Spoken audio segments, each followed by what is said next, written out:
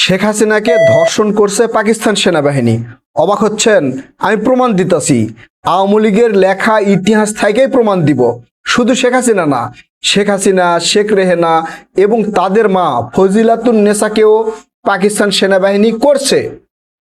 এখন আপনারা আমার কাছে প্রমাণ চাইবেন, আমি প্রমাণ দিতেছি। একবারে আওয়ামী লীগের লেখা ইতিহাস থেকে প্রমাণ করে দিতেছি।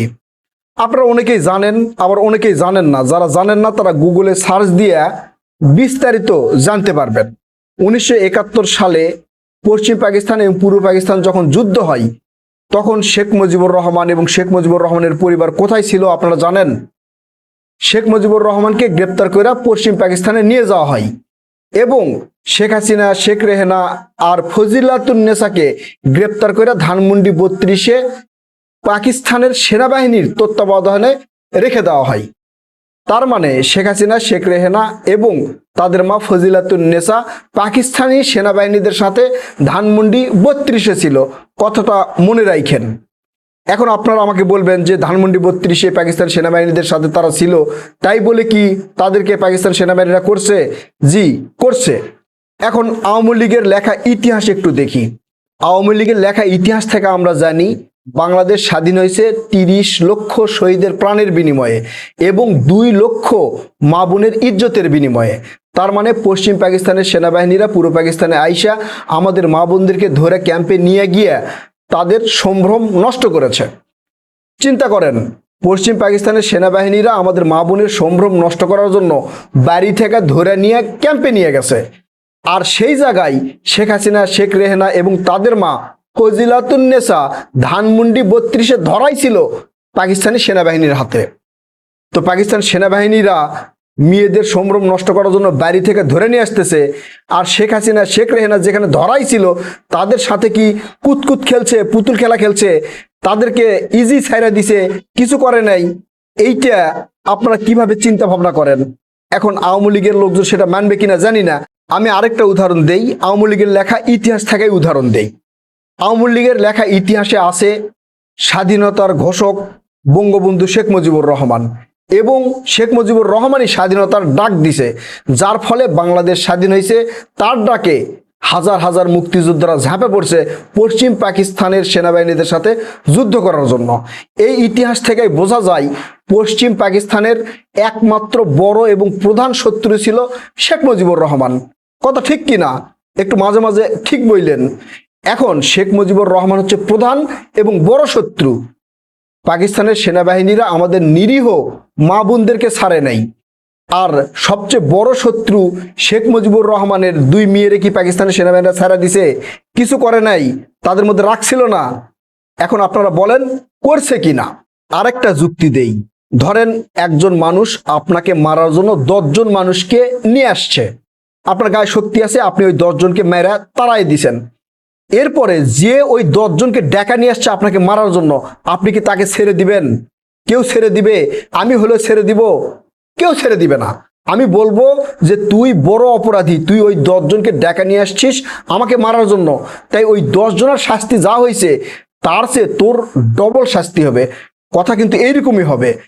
অর্থাৎ আপনাকে মারার জন্য যে 10 জন মানুষকে নিয়ে আসছে আপনিও তাকে ছাড়বেন না। তাহলে যে শেখ মুজিবুর রহমান পশ্চিম পাকিস্তান এবং পূর্ব পাকিস্তান ভাগ করার জন্য যুদ্ধের ডাক দিল, যে হলো এই যুদ্ধের নায়ক, যে স্বাধীনতার ঘোষণা দিল, যে স্বাধীনতার ডাক দিল, সেই শেখ মুজিবুর রহমানকে কি ওই পাকিস্তান সেনাবাহিনী ছেড়ে দিবে? তার পরিবারকে ছেড়ে দিবে? নিরীহ মা বোনদের ছেড়ে দেয় নাই। আর শেখ মুজিবুরের 2 সুন্দরী কন্যা শেখ হাসিনা আর শেখ রেহানাকে কি ছেড়ে দিবে? এটা আপনারা মনে করেন? এখন আপনারা যুক্তি দিয়ে আমাকে বুঝান, আসলে কি ছেড়ে দিছে না করছে? এখন আপনাদের আরেকটা গুরুত্বপূর্ণ তথ্য দিই, সেটা হচ্ছে যুদ্ধের সময় শেখ হাসিনা কিন্তু অন্তঃসত্ত্বা ছিল। শেখ হাসিনার পেটে ছিল সজীব অজের জয়। অর্থাৎ শেখ হাসিনার সাথে পাকিস্তান সেনাবাহিনীরা কিছু করেছে অনেক কষ্টের বিনিময়ে। শেখ হাসিনার কিন্তু অনেক কষ্ট হয়েছে, শেখ রেহানার কিন্তু কষ্ট হয় নাই, এবং তাদের মা ফজিলাতুন নেসারও কিন্তু কষ্ট হয় নাই। তারা পাকিস্তান সেনাবাহিনীদের সাথে ইচ্ছা করেই ছিল, কিন্তু শেখ হাসিনা ইচ্ছা করে ছিল না। এখন এই যে শেখ হাসিনা, শেখ রেহেনা এবং ফজিলাতুন নেসার যে সম্ভ্রম নষ্ট হলো, এটা কি আসলে খারাপ কোনো দিক? না, এটা ভালো দিক। তাদের সম্ভ্রমের বিনিময়ে, তাদের ইজ্জতের বিনিময়ে বাংলাদেশ স্বাধীন হয়েছে। এটা আওয়ামী লীগের গর্ব করে বলা উচিত। যেভাবে আমরা গর্ব করে বলি যে 2 লক্ষ মা বোনের ইজ্জতের বিনিময়ে বাংলাদেশ স্বাধীন হয়েছে, একই সাথে এই 2 লক্ষের মধ্যে শেখ হাসিনা, শেখ রেহানাও আছে। এটা আওয়ামী লীগের নেতাকর্মীদের গর্ব করে বলা উচিত যে আমাদের নেত্রীর ইজ্জতের বিনিময়ে বাংলাদেশ স্বাধীন হয়েছে। তারা কেন এটা এতদিন গোপন করে রাখছিল আমি জানি না, কিন্তু আমি সেটা আজকে ফাঁস করে দিলাম। এখন ঠান্ডা মাথায় কয়েকটা কথা বলি। আওয়ামী লীগের এতিম ছেলে মেয়ে যারা বাংলাদেশে আছেন তারা কি রাগ করলেন? রাগ কইরা লাভ নাই। আপনারা আমার ভিডিওর নিচে আইসা কমেন্টে সুন্দর সুন্দর মন্তব্য করেন, মেসেঞ্জারে সুন্দর সুন্দর ভয়েস পাঠান, তার প্রতি উত্তর দিয়ে দিলাম। আপনারা যদি পারেন যুক্তি দিয়ে আমাকে বুঝাবেন যে না, শেখ হাসিনা বা শেখ রেহানাকে ওই পাকিস্তান সেনাবাহিনীরা কিছু করে নাই, যুক্তি দিয়ে বুঝাবেন, কারণ আপনারা তো যুক্তি বোঝেন না। আর এই তথ্যটা আমি ফাঁস করতাম না, বলতামও না। এটা বলার কারণ কি জানেন? আপনারা আমাকে এই যে কমেন্টে সুন্দর সুন্দর মন্তব্য করেন, শুধু এই ঘটনা না, আওয়ামী লীগের শাসন আমল সময়ে, অর্থাৎ এই 16-17 বছর ধইরা আওয়ামী লীগের নিম্ন পর্যায়ের নেতাকর্মীদের কথা বাদ দেন, সংসদে আওয়ামী লীগের এমপি মন্ত্রীরা শহীদ রাষ্ট্রপতি জিয়াউর রহমানকে নিয়ে, শহীদ রাষ্ট্রপতি জিয়াউর রহমানের পরিবারকে নিয়ে, আমাদের দেশনেত্রী বেগম খালেদা জিয়াকে নিয়ে এমন কোনো কুরুচিপূর্ণ শব্দ নাই যেটা তারা ব্যবহার করে নাই। এখন তারেক রহমান খুব ভদ্র মানুষ, বিএনপির নেতাকর্মীরা, বিএনপির এমপি মন্ত্রীরা অনেক ভদ্র, বিধায় সংসদে শেখ হাসিনা, শেখ মুজিবের পরিবারকে নিয়ে আজে বাজে কোনো কথা বলে না, তাদেরকে নিয়ে কোনো কথাই বলে না। সেই জায়গায় আমি আপনি যদি হতাম তাহলে একবারে ধুয়ে দিতাম। বুঝতে পারছি এই কথাটা কেন বললাম? আওয়ামী লীগের এক প্রতিমন্ত্রী ছিল না, টাকলা মুরাদ? এই টাকলা মুরাদ তারেক রহমানের একমাত্র মেয়ে জাইমা রহমানকেও আজে বাজে কথা বলতে দ্বিধাবোধ করে নাই। এই আওয়ামী লীগকে যদি আপনারা মানুষ মনে করেন, এই আওয়ামী লীগকে যদি আপনারা সাপোর্ট করেন, এখন পর্যন্ত যদি জয় বাংলা স্লোগান দেন, তাহলে আপনাদেরকে মানুষ বইলা কেউ মনে করবে না।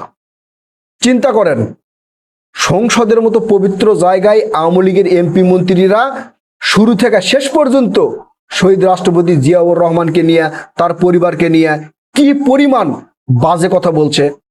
আমি তার অল্প একটু প্রতিশোধ নিলাম, হালকা প্রতিশোধ নিলাম আর কি। তারপরেও আমি তো মিথ্যা বলি নাই, যুক্তি দিয়া বলছি। পারলে আপনারা এই যুক্তিটা খুন্ডান, পারলে আপনারা এই যুক্তিটা খুন্ডা আমার কাছে বলেন যে না, আপনার এই যুক্তি এটা হবে না, এই যুক্তি এইভাবে হবে। যদি পারেন তাহলে যুক্তি দিয়ে আমাকে বুঝাবেন। প্রিয় কলিজার ভাই বোনেরা, আমি যে যুক্তি দিলাম, এই যুক্তির প্রেক্ষিতে আপনাদের মতামত কি? আপনারা কি মনে করছেন? আসলে কি ঘটনা সত্য নাকি মিথ্যা? আপনাদের বিবেকের কাছে প্রশ্ন করেন। আপনার বিবেক যেটা বলে সেইটাই মন্তব্য করে জানাবেন, এবং আপনাদের মন্তব্যের প্রেক্ষিতে আমার যুক্তি সত্যি না মিথ্যা সেটা পরবর্তী ভিডিওতে আপনাদেরকে জানাই দিব ইনশাল্লাহ। কথা হবে নতুন কোনো ভিডিওতে। ততক্ষণ পর্যন্ত ভালো থাকবেন।